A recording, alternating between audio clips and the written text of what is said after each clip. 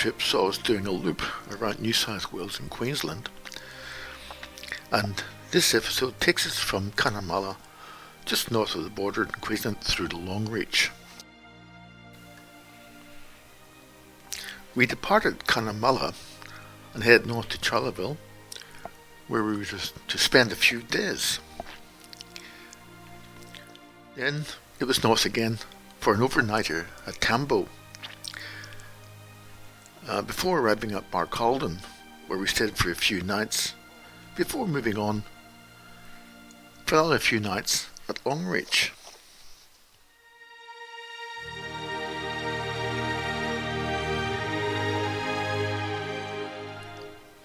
Arriving at Charleville, we settled into our camp despite the very wet weather.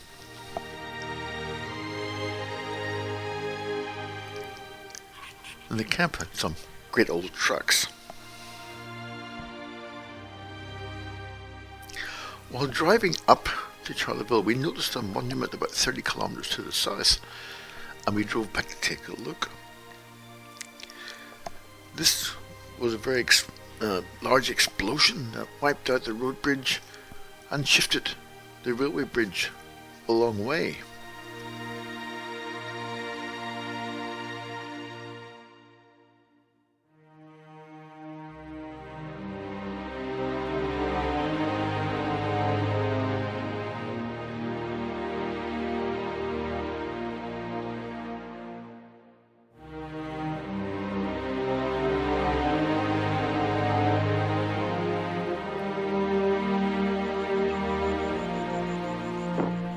Now, the new road bridge had been rebuilt, but the railway bridge was dismantled and the railway closed. I find that a bit sad, actually.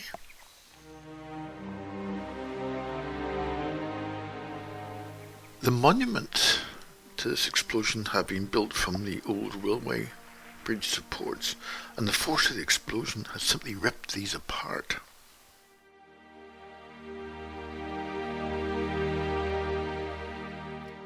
One of our first stops in Charleville was a local museum.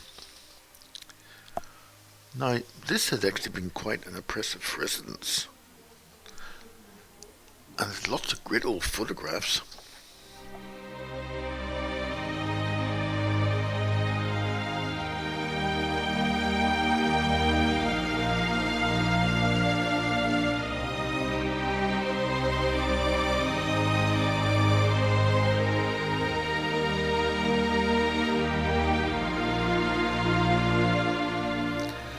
And some rooms have been set up to show the Victorian grandeur.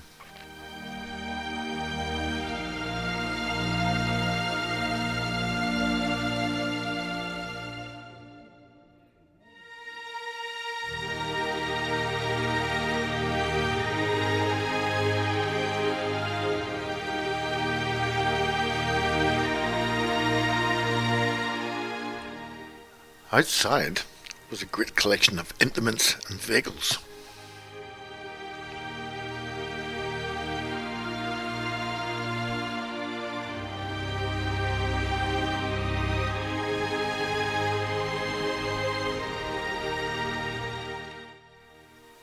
There was also a wheelwright's shop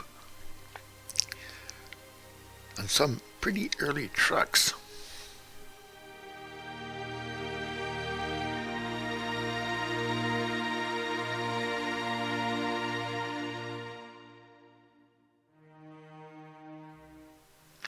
Now here's something I've never seen before, a railway ambulance. This plaque commemorates Ross and Kate Smith's landing here on the first England to Australia flight in 1919, obviously used for a lot of target practice.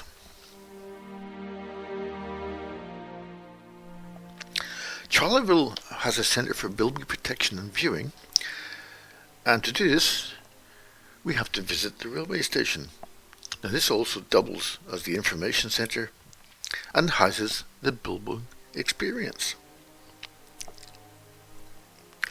This Bilby protection was started by Peter McRae and Frank Mantley.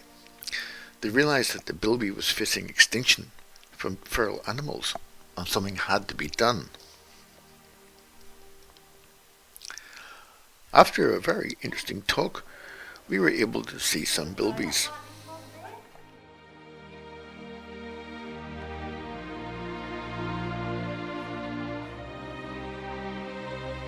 And we were more than happy to pay to support the work that they are doing.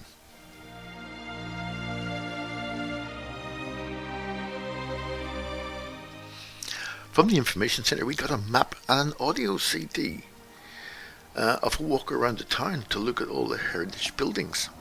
Now this audio was really well done. Congratulations to Charleville.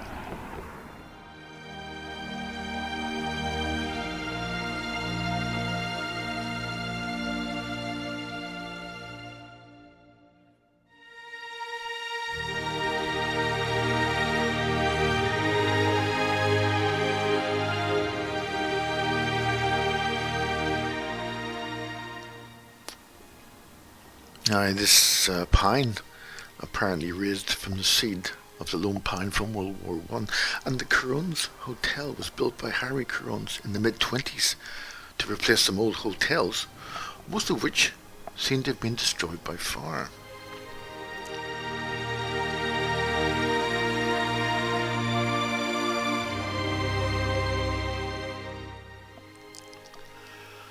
Now, during the Second World War, there were over 3,500 US Air Force servicemen based here, and there's a new museum being developed to remember this.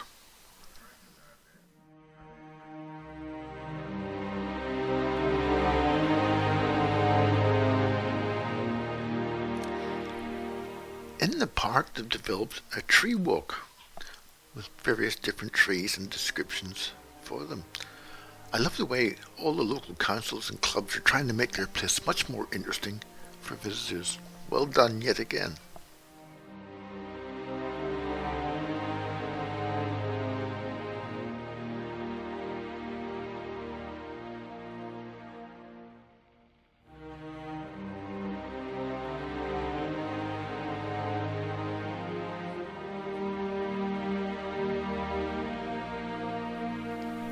So, leaving Charleville, we headed north to overnight at Tambo.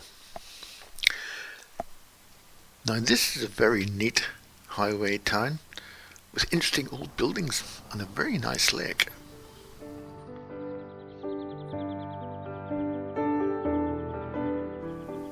Now on the other side of this lake, there's a large free camping area.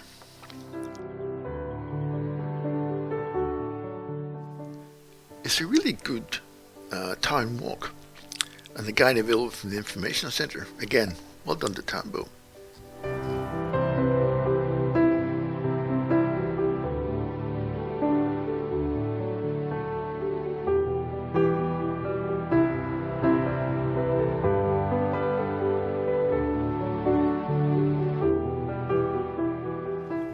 After a night stop at a really nice caravan park, we headed to Barcaldine and settled in to another good caravan park.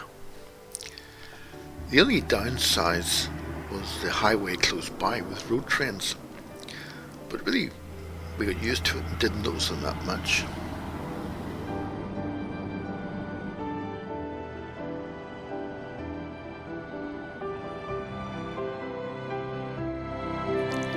One evening we drove about 20 kilometres out of town to photograph the setting sun.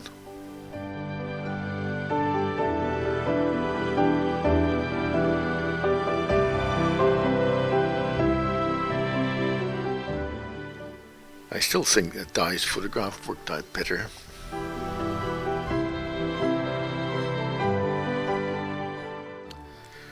We got, as we normally do, a street walk map to follow the interesting buildings from churches to the very unique Masonic Hall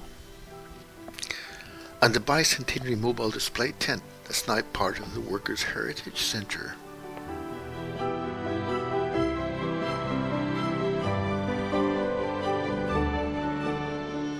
There's still an old movie theatre here that used to show silent movies, then talkies, and then closed with the introduction of TV. in 1974. I reckon this hotel could tell a few stories. And along the main street, there's a lot of history, from the huge wind pump that raised water from the bores, to the memorial to the 13 leaders of the shearers' strike, several of whom were jailed. And then on to the railway station and the Tree of Knowledge, where unions and the Labour Party were formed.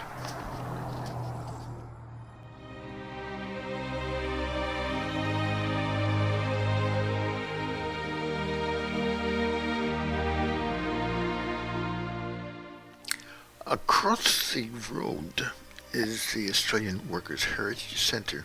This celebrates workers and their roles, from shearers to teachers, to government workers, rescue groups, power workers and scientists, and a special display on the role of women. And it does in a very interesting way. I would definitely recommend a visit here. I have put together a separate video with much more detail on Barcaldine.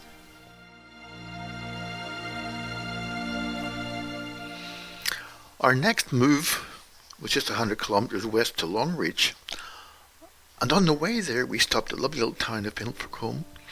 There's nice gardens, a good memorial to their war dead, and the children's playground had a roof to protect them from the sun. The local hotel did really good business from the nomads. The town had also placed all these old machines and tractors and trucks along the road as an attraction, and it did get people to stop.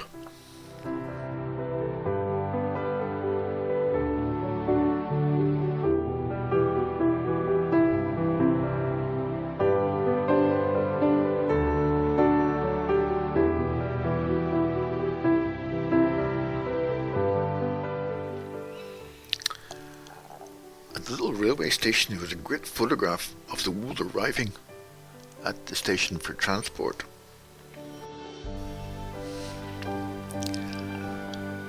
At Longreach we had considered free camping out at the Apex Park on the Thompson River at the Longreach waterhole.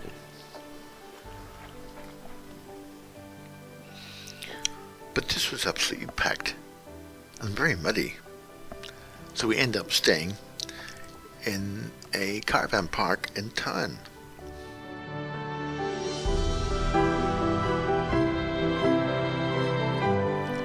Next day there was a visit to the Qantas Founders Museum. Well, there was actually a very good size main exhibition hall.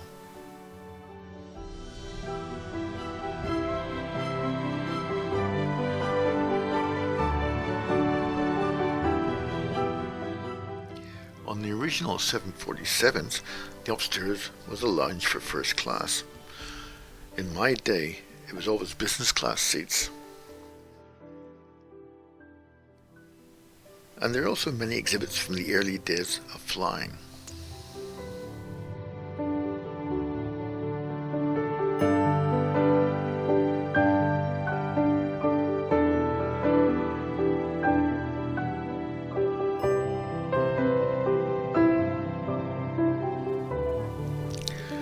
I love these Pratt & Whitney twin wasp radial engines that were off the DC-3.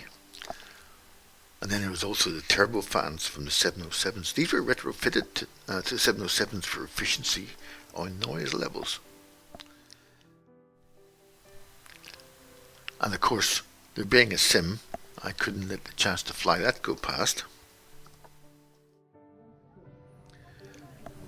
I spent a lot of time over the last 40 years flying Qantas, and I remember many of these later versions of the uniforms.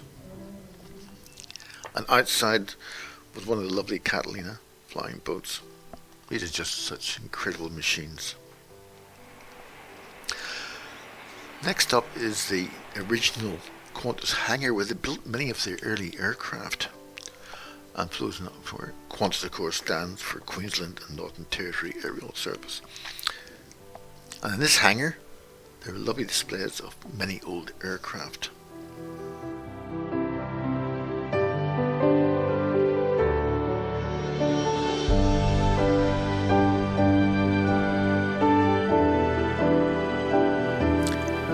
Outside, of course, there is the Queen of the Skies, the Boeing 747, and there's also an old DC-3.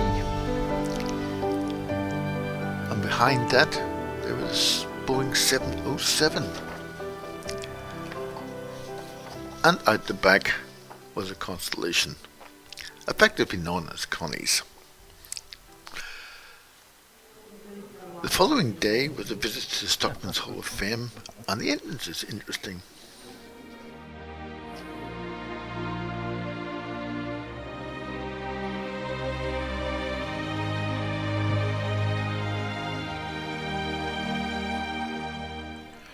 The main display is divided into different themes.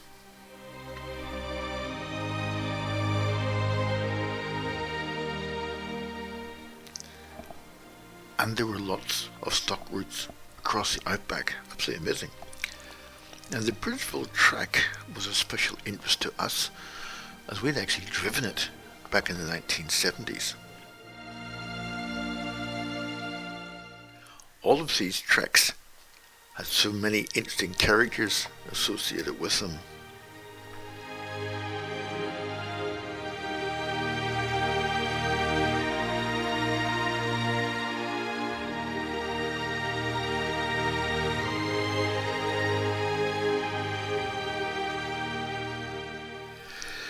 The hawkers brought lots of items to the outback stations that these people could not normally get.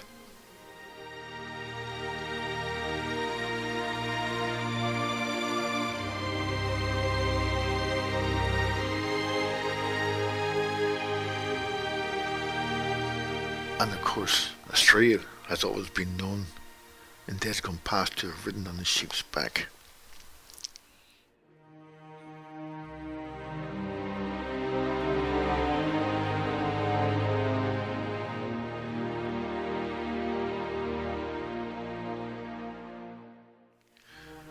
I reckon these old stockmen were real tough old buggers.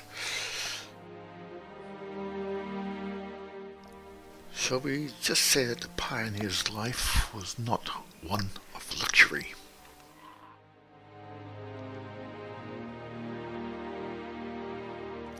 The coming of the Royal Flying Doctor Service made such a huge difference to all the people in the bush, and still does today.